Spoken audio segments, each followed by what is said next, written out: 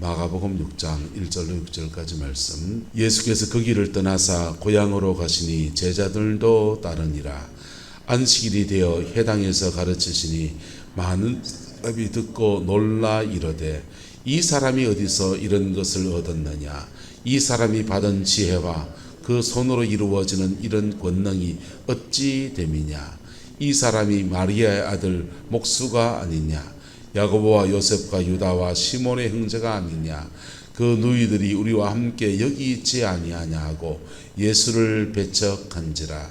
예수께서 그들에게 이르시되 선지자가 자기 고향과 자기 친척과 자기 집 외에서는 존경을 받지 못함이 없느니라 하시며 거기서는 아무 권능도 행하실 수 없어 다만 소수의 병자에게 안수하여 고치실 분이었고 그들이 믿지 않음을 이상히 여기셨더라.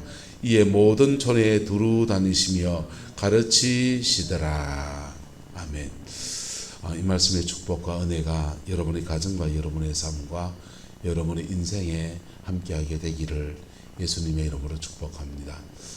복음이라고 하는 것은 능히 모든 사람을 구원하는 능력이고 한 민족도 한 가문도 한 모든 그 공동체조차도 하나님의 은혜 아래 세우는 놀라운 능력입니다. 할렐루야. 이 복음 위에 여러분이 무엇을 세우든지 그것은 우리의 삶의 능력과 하나님의 큰 축복으로 역사하게 돼요. 복음은 한 사람 앞에 심령이 그냥 아파서 교회에 나왔든지 뭐 이런 일 저런 일로 교회에 나왔든지 그렇게 시작이 되지만은 그게 자라나서요. 그 영혼 안에서는 완전히 그냥 심령의 천국도 이루고 가정을 평화롭게 하고요. 한 나라도 세우고 민족도 세우고 온 세계에도 그냥 하나님의 은혜 위에 세웠다 놨다 할 수 있는 게 그게 바로 복음인 것입니다. 할렐루야. 복음은 결국은 우리를 에덴으로 인도하세요. 어디로 인도한다고요? 에덴이 왜 그래 에덴이냐? 에덴 동산에서 죄 때문에 추방됐거든요. 근데 복음 때문에 죄가 해결되니까 다시 에덴으로 돌아가는 겁니다.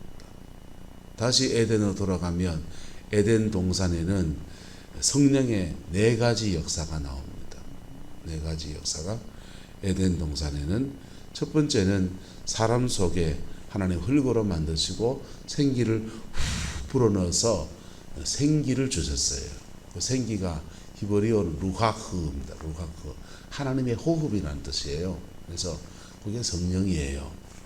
그리고 우리 안에 성령이 있고 그리고 우리 바깥에도 성령이 계신데 우리 바깥에 있는 성령의 모습이 3가지로 나타납니다. 첫 번째는 안개만 온 땅에 이렇게 있더라 그랬어요. 뭐가 없었을 때? 따라서 경작할 사람이 없었을 때. 경작할 사람, 성령을 받아서 하나님의 은혜 아래에서 하나님과 동역하며 그 땅을 하나님의 땅으로 선포해 나가는 그 믿음의 사람이 안 세워지면 그런 때도 하나님 은혜를 주시느냐? 은혜 주셔요. 어떤 은혜 주시냐? 안개와 같은 은혜. 물기가 조금밖에 없어서 그저 있기나 자라고 그냥 그런 겁니다. 이게 예수 안 믿는 세계, 일반 은총의 세계 안에서 성령이 역사하세요. 구원을 주는 건 아니지만은 그저 안개 정도의 은혜가 있어서 안 믿는 세계에서도 그냥 인생 성실하게 사는 사람, 착하고 성실하게 사는 사람들에게 그 나름의 분복이 그래 주어지는 거예요. 할렐루야. 근데 경작할 사람이 딱 서서 하나님 앞에 주님과 동역하기 시작하면 하나님은 경작할 사람이 하나님께 기도할 때마다 하늘 위에서 강력한 은혜의 단비를 부어주십니다. 에덴 동산에 비가 내려오는 거예요. 큰 비가 내려옵니다. 큰 비가 내려오는데 그것도 성령. 무슨 성령? 성령. 무슨 성령일까요? 한번 따라합시다. 내조하는 성령. 임하시는 성령. 이게 사람 안에 거하시는 성령을 내조하는 성령. 위로부터 폭포수같이 쏟아져 임하시는 성령을 내려오신 성령을 임하시는 성령. 그 임하신단 말이에요. 쭉 임하신다. 임하셔서 임하신 성령이 에덴 동산에 그 땅에 내리면 비가 되어진 그 땅에 물기가 많아지니까 물이 흐르잖아요. 흐르면서 에덴 동산에 4개의 큰 강이 흐르는 거예요. 할렐루야. 4개의 큰 강이 흐르는데 에스겔서에 보면 성전 문지방에서 그 은혜의 강물이 흘러 쭉 나가는데 닿는 곳마다 살아나고 그 물이 사해까지 흘러가서 죽은 바다를 살려내는데 그 물고기가 많아지고 강 좌우편에 뭐 이렇게 나무가 두고 나무의 그 이파리는 약재료가 되더라 뭐 이런 얘기가 에스겔서 나오는데요. 그게 상징적인 거죠. 그게 에덴 동산을 말하는 거예요. 에덴 동산처럼 회복되어지는 은혜의 세계를 말하는 거예요. 그래서 위로부터 임하시는 성령이 내려야 되는데 그 임하시는 성령은 누가 준비되면 내리느냐 따라합시다. 경작할 사람. 그 경작할 사람은 한 사람의 영혼 속에 복음이 들어가고 복음 안에서 그의 내면의 변화가 일어나고 복음의 사람이 되면 하나님이 그와 동역할 준비가 될 때 그때 하나님이 그의 사역지와 그의 삶의 자리 안에 은혜의 단비를 쏟아부어주죠. 그 비가 이제 땅에 흐르면서 쭉 강이 되어 흘러갑니다. 강이 되어 흘러가면 그 강물과 함께 에덴 동산에서는 사람은 3가지 사명을 감당하는 거예요. 성령과 동역하면서 한 따라합시다. 정복하라, 다스리라, 지키라.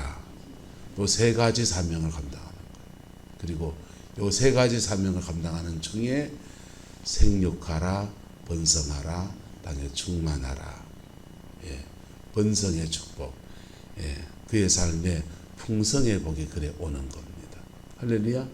그게 이스라엘 역사에서는 나타난 것이 애굽에서 구원을 받고 광야를 지나서 그들이 가나안 땅에 들어갈 준비가 딱 돼서 가나안을 들어가는데 눈에 보이기는 요수아와 그의 군대가 정복해 가는 것 같지만은 거기에 뭐가 흐르고 있습니까?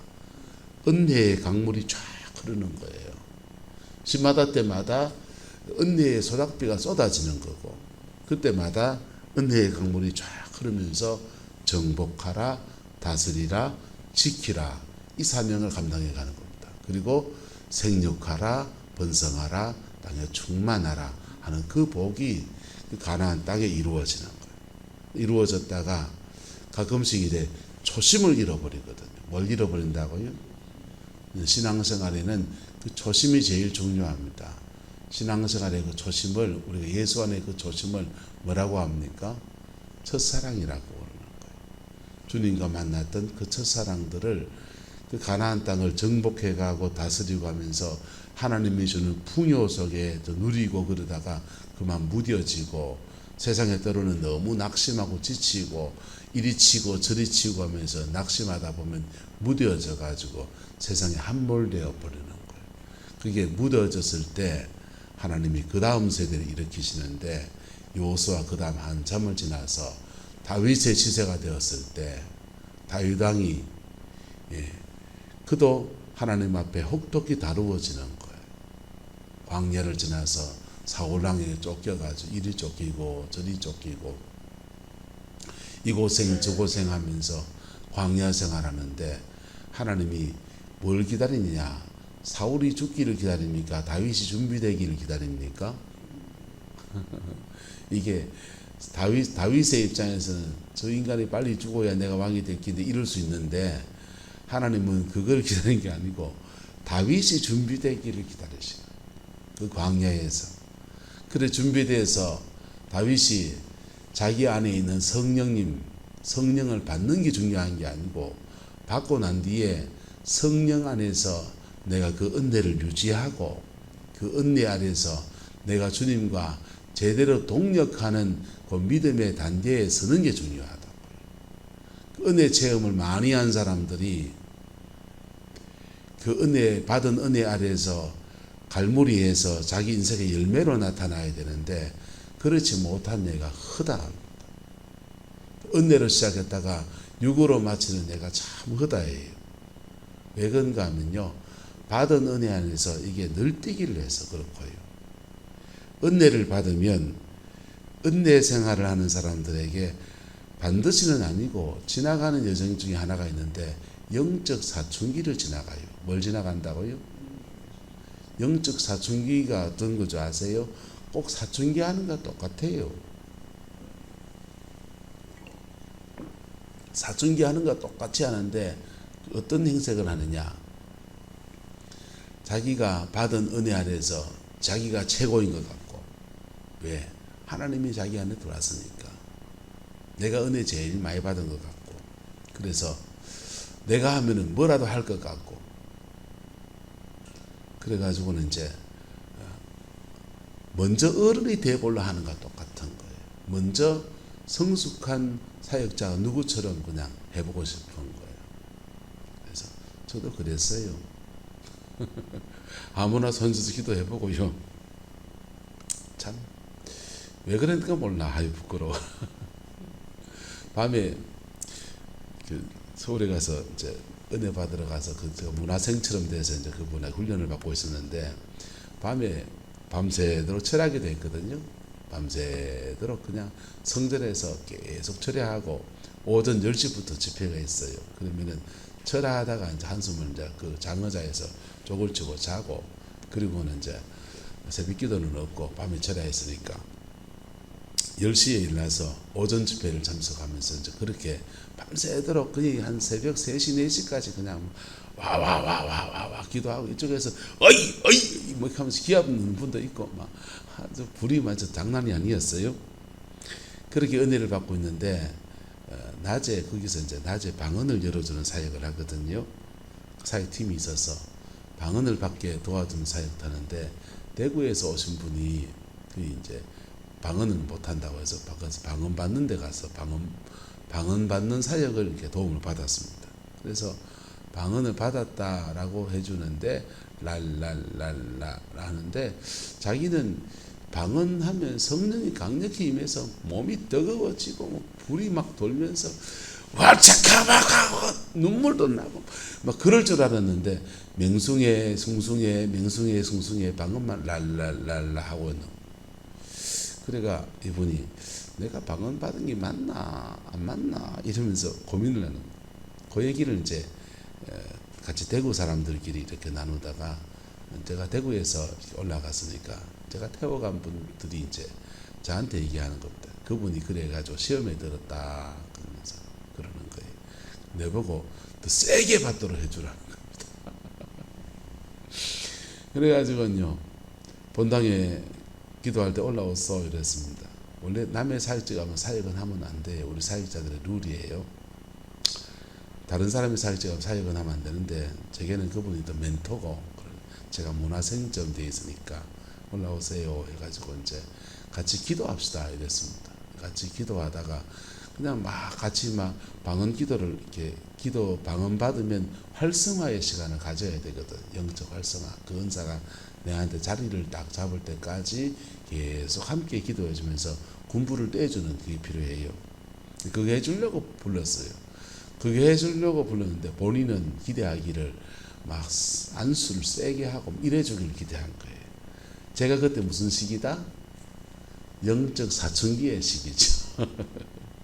영적 사춘기의 시기.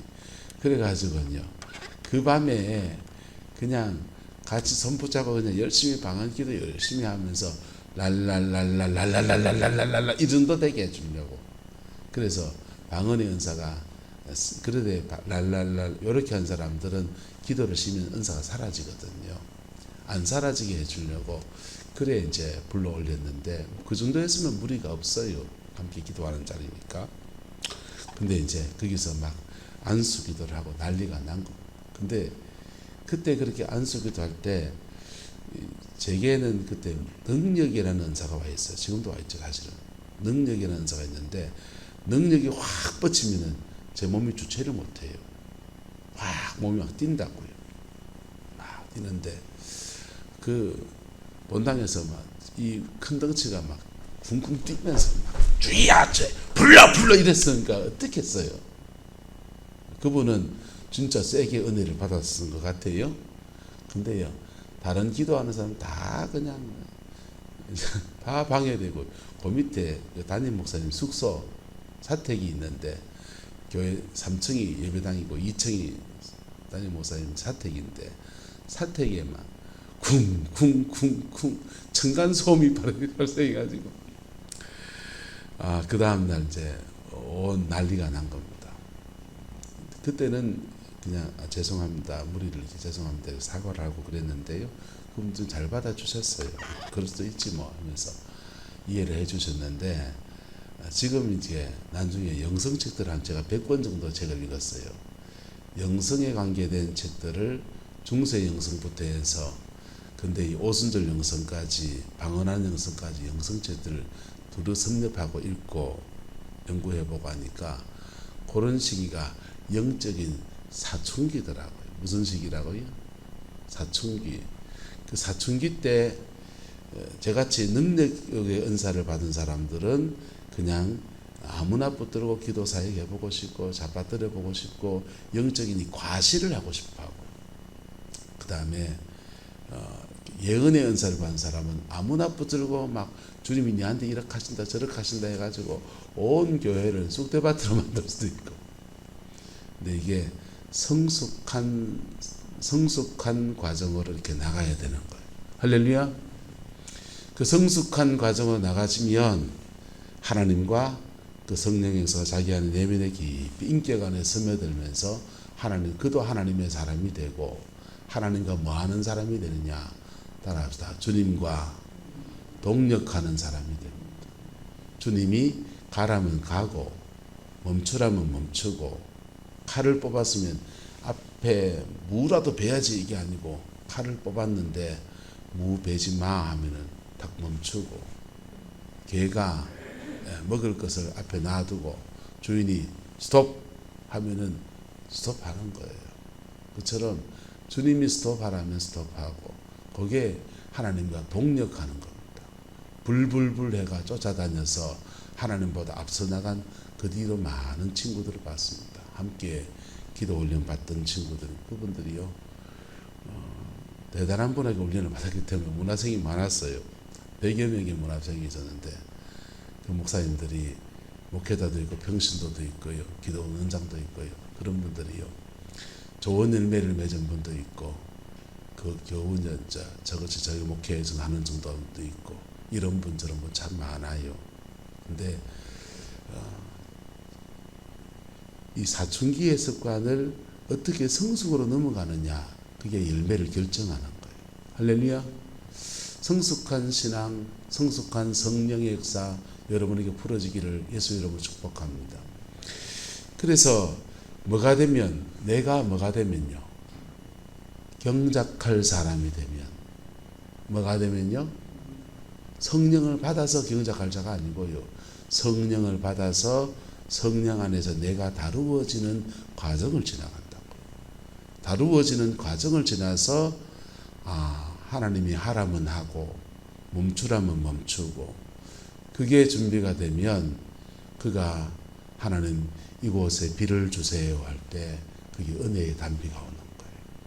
목사면 목회지를 놓고 기도하잖아요. 그래서 목회지에 은혜의 단비가 내려지는 거예요. 그래서 하나님의 성전에 성령의 임재가 이래 쌓여진 임재 안에서 예배당에 누가 오든지 그 은혜의 강물이 물줄기가 쭉 흘러가면서 영혼을 해갈하는 그런 은혜가 교회에 주어지는 거예요. 예. 여러분이 장사를 하면 장사하는 그 장소를 놓고 가게를 두고 기도하잖아요. 오는 손님들 하나님 붙들어 달라고, 좋은 일꾼도 붙여달라고 그래 기도하지 않습니까? 그래 가게를 놓고 기도하면 그 은혜의 단비가 어디 내립니까? 가게에 내리는 거죠. 비닐하우스는요, 비닐하우스에 내리는 겁니다. 그래 내려지면 그 은혜의 단비가 땅을 적시면서 흘러가면서 강이 돼서 정복하고 다스리고 지키고, 할렐루야. 세 가지 사명 감당하면서 생육하고 번성하고 땅에 충만하고 요래 되는 거예요. 신학교에 가면 주로 배우는 신학의 학문들이나 목회에 대해서 배우는 것들이 뭐냐 하면 주로 다스리는 걸 배웁니다. 다스리는 거. 설교를 어떻게 하고, 성도들 양육을 어떻게 하고, 상담을 어떻게 하고, 이런 신학 안에서 다스리는 걸 배워요. 그런데 뭘 못 배우냐? 정복을 못 배웁니다. 뭘 못 배운다고요?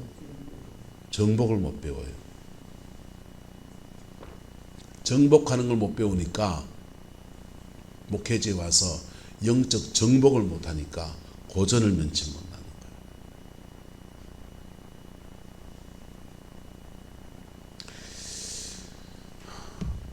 근데 이게 목회자의 세계에는 부모 세대와 자녀 세대 사이에 묘한 관계가 있어요. 아버지 세대가 정복의 세대면 자녀 세대는 다스리는 세대의 축복이 그래 주어져요. 주님께 목회하다 울릉도 가 계시는 권혁규 목사님 부모님은 그게 강동이 고향이거든요. 그분이 강동이 고향인데 어머니 세대 분들은 주로 어느 기도원을 했냐? 베델 기도원 있잖아요. 베델 기도원에 계속 가서 기도 생활하고 어머님 소천하시고 장례식장에 가보니까 보통은 장례식장 가면은 영정 앞에 성경책이 한 권 이래 놓여 있잖아요.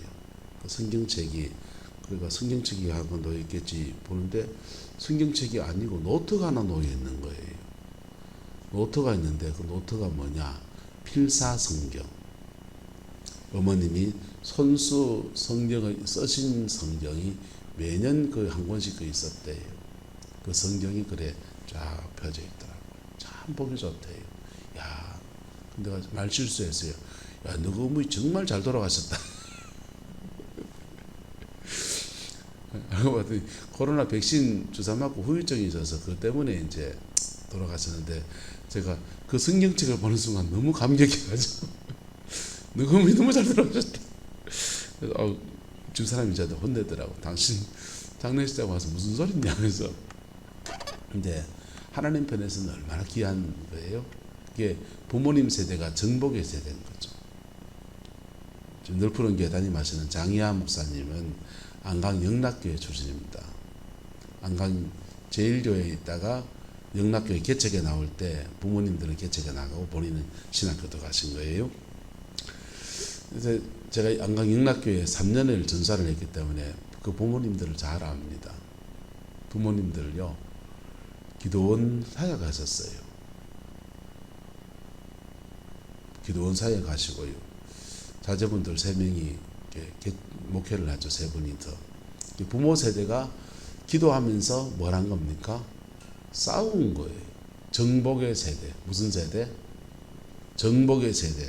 이게 한 사람 인생에 나타나면 정복하는 거와 다스리는 것이 이게 쌍으로 붙어서 나타나요. 근데 이게 세대와 세대로 나타나면 장희한 목사님은 다스리는 세대, 아버지 세대 장현모 장로님이시거든요. 장현모 장로님 세대는 무슨 세대? 정복의 세대. 그분은요 안강의 그 3대의 영락교회를 개척하고 개척 멤버가 돼서 고생 무지 많이 했어요.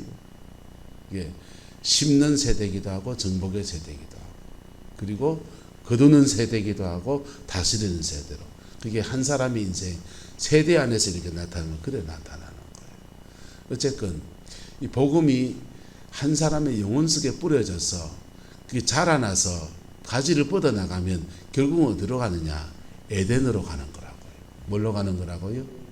세대와 세대를 넘어서 일어날 때도 있고요. 한 세대 안에서 일어날 때도 있고요. 주님이 이 복음 안에서 반드시 그렇게 하시는데 예수님은 이것을 생명과 풍성이라고 말씀하신 거예요. 여러분의 가나안이 열리기를 예수님의 이름으로 축복합니다. 가나안을 여는 데 있어서 은사도 중요한데요. 정말 본질적인 문제는 복음이에요. 근데 이 복음의 씨앗이 뿌려지고 복음에 반응하고 복음 안에 자라가는 과정에서 은사의 세계도 경험하지만은 이 복음 안에 우리 안에 자리 잡고 복음이 자라가는데 여러 가지 장애물들이 있습니다. 오늘 본문에 어제 읽었지만 오늘 본문에서는 예수님의 동네 사람들, 고향 사람들이 예수님의 어린 시절을 다 봤습니다. 육신적으로 말하면 어린 시절에 우리 동네로 말해봅시다. 구슬치기 하고 자치기 놀이하고 윷놀이하고 그 다음에 이런 거 저런 거 하고, 예수님은 성실하시니까 목수일 하면서 자는 성실했대 하면서 석공일하는데도 그렇게 그 딱딱 맞게 내놓은 이제 진짜 맞춤 안성맞춤으로 그래 내더니만 저래 주의 종길 걷고 있네. 이러면은 기여할 수도 있잖아요, 그렇죠?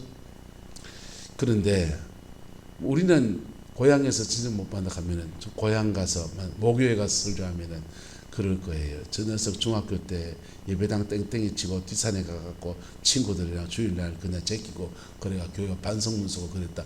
이런 얘기하면요 아주 불커진 얘기지만은 예수님은 죄가 없는 분이잖아요. 성실과 인애로 그렇게 어린 시절 아버님 일찍 돌아가고 목수로서의 그 모든 일을 이어받아서 가정에서 해야 될 모든 일들을 사생애를 그래 보내시는 분이라고요. 그리고 예수님의 그런데도 불구하고 이 사람은, 이 고향 사람들은 이 사람이 마리아의 아들 목수가 아니냐, 야고보와 요셉과 유다와 시몬의 형제가 아니냐 하면서 예수님을 낮춰보는 겁니다. 뭘로 보느냐? 목수로 보는 거예요. 목수인데 이 가르침이 웬 말이냐, 목수인데 이 권능이 웬 말이냐, 안 어울리는 거 쥐고 앉았네, 이러는 겁니다. 그래서 예수를 결론적으로 뭐했다? 배척했다. 여러분, 복음의 방해가 되는 것은 무엇입니까? 복음의 방해가 되는 것은 바리새인들과 사두개인들은 자기 의를 가지고 있는 것이 복음의 방해예요. 주여 나는 죄가 없고 주여 나는 의인이나이다. 이게 바리새인과 서기관의 복음에 방해되는 것들이에요. 목회자들의 세계에 가면요, 목회를 이만큼 했는데 이런 게 자기의입니다. 또 나는 성경을 얼만큼 읽었는데 이런 자기 과시의 업적이 나오는 게 자기의가 돼버려요. 이게 종교적인 얘기에서 너무 귀한 것들이잖아요. 성경을 많이 읽는 것도 귀한 거고, 기도를 많이 해서 은사를 받는 것도 귀한 거고, 교회의 어떤 직분을 하나님 앞에서 충실하게 잘 감당하는 것도 얼마나 귀한 거예요. 근데 그게 자기의가 된다고요. 그럴 때 피 묻은 십자가 앞에 정직하게 서는 것을 방해해요. 그게 막에 서는 것을, 피 묻은 십자가 앞에 정직하게 서는 것을 방해해요. 그게 바리새인들과 서기관들에게 복음의 장애물이라면, 사람마다 이 복음의 장애물들은 다양할 수 있습니다. 어떤 사람은 자신의 연민, 내가 이런 죄인인데 죄책감이 복음의 방해물이 됩니다. 어떤 사람은요, 나는 상처가 많고 내가 뭐해서 자기 스스로의 어떤 열등감이 복음의 방해가 돼요. 또 어떤 사람은 돈 많은 게 복음의 방해가 됩니다. 돈 많은 게 나쁜 겁니까? 돈 많은 거 좋은 거지요. 그런데 그 돈이 많은 것이 복음의 방해가 됩니다. 어떤 사람은요, 세상에서 억수로 착하게 살아요. 착하게 살아서 저 사람은 법 없이도 사는 사람이다, 이런 사람이 있습니다. 그런데 그 자기 스스로 생각해요. 난 이마에 착한데 뭐 종교를 가져서 내가 죄인이다 할 필요 뭐 있나, 이런 생각하는 사람이 있습니다.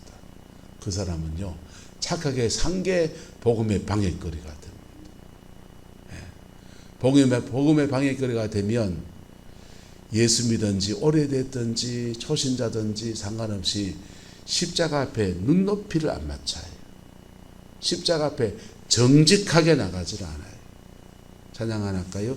내 모습 이대로 주 받아주소서.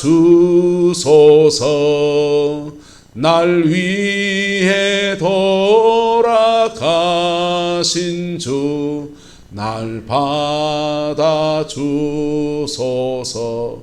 우리가 직분이 얼마나 높든지, 은사를 얼마나 더 받든지, 돈이 얼마나 물질 축복 얼마나 더 받든지, 언제나 신앙은요, 피 묻은 십자가 앞에 정직하게 서는 거기에 있는 겁니다. 할렐루야. 예. 경험치가 얼마나 쌓였든지, 영계의 영적 세계의 비밀을 얼마나 알든지, 그게 복음의 권위 밑에 이래 있으면요, 다 쓰임받아요. 복음의 권위 밑에 있으면요, 그 가진 물질들이요, 얼마나 선하게 쓰임받는지 몰라요. 그런데 그게 복음 위에 올라서 버리면요, 그것 때문에 나 망하고 남 망하게 해요. 그게 종교적인 것이든지 세상적인 것이든지 무엇이든지.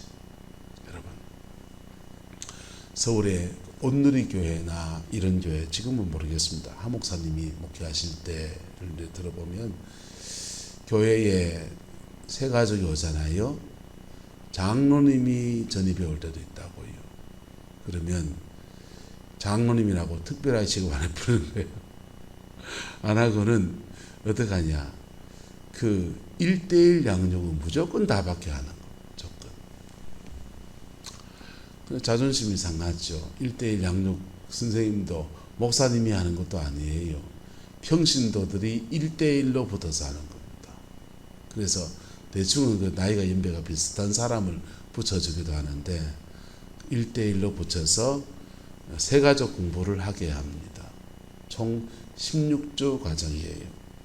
제 친구 중에 박광수라고 있는데 온누리교회 그 경비회 찬양팀에서 찬양훈련 받은 친구예요. 이 친구가 그 평신도 때부터 찬양사에 가고 다니다가 목회를 신학을 하고 목회를 나서려고 할 때 좀 배우고 해야 되겠다 마음 먹고 그냥 사역을 다 전수하던 사역을 다 내려놓고 서울의 온누리교회에 등록을 하고 1년 동안 이 교회 목회를 한번 봐야 되겠다.